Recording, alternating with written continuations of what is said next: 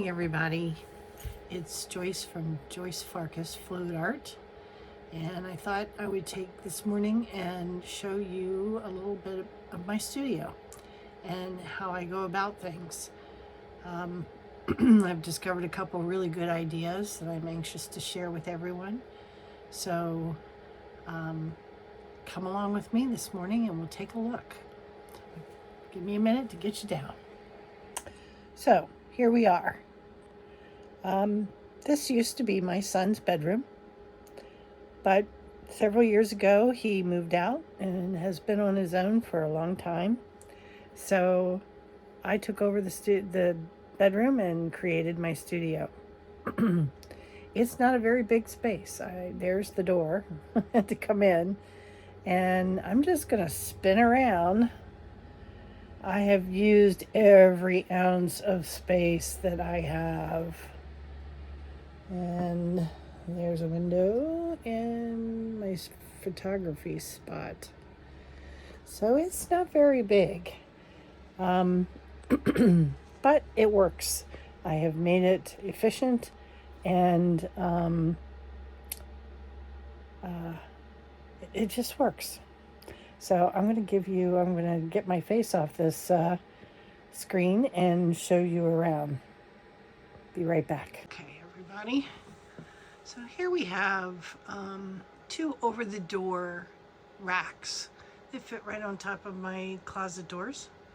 And as you can see, it holds a ton of art supplies and paint.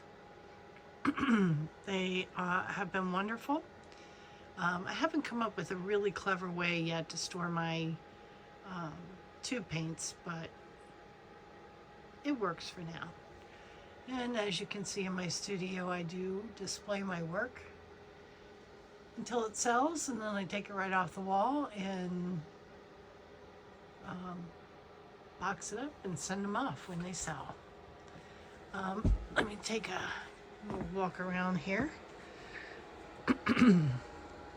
So I want to show you this rack. This is a rack that I have had for probably 25 years. My father made this for me when I was doing folk art and decorative art. And I used to use it for my shows to display my work on.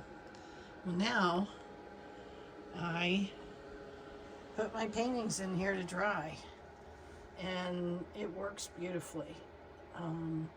It also does my heart good, thinking of my dad every time I put a painting on it. So here we go. I'm going to spin around here, give you the wide angle view of my main part of my studio. My husband put these wonderful shelves up for me, and they hold a lot. They're very sturdy. He put them in with anchors, and so they can hold a lot of weight, and they work beautifully. And I want to talk about this little black thing in here in the middle. This is, believe it or not, this is a water heater tray, and it is absolutely perfect for my spun pieces. What's really neat about it is this paint just peels right off, and is quite cathartic at times to sit here and peel paint. It is a water heater tray, so it does have a spot right here that you can hardly see, that is covered with black electrical tape, and that hole was the only negative thing about the entire thing. I put my spinner right in the middle of it, and it looks like it would spin right off because it sits a little bit proud of the edge of the tray. However, if you look around the edge, you can see where the paint has spun. The paint that's along the top edge is really just me and my dirty gloves touching that space. So it's not paint being spun out. I have never, ever, ever had it spin out. You can see my walls and drapes there are clear. It really just spins to about here on it, and it is perfect. I do have a puppy pool too, but the puppy pool was just so big, and what I didn't like about it was trying to get my arms over top of the puppy pool. This works really good for everything. I have thoroughly been thrilled with this piece. So I wanted to share that for sure. But as you can see, I have lots of goodies. Racks. Those are all my, it's an Old Spice rack. And those are all my cell activators. I have paint piggies here on the bottom shelf and 2 paints above it that are already mixed that I need to be using up here soon. And a plethora of canvases I really need to get painting. And then all my paints. And then I put this small area in this small shelf. I found these great baskets. They're plastic at Target, and they again hold other supplies. I wanted to talk a moment about this big plastic thing here in the corner.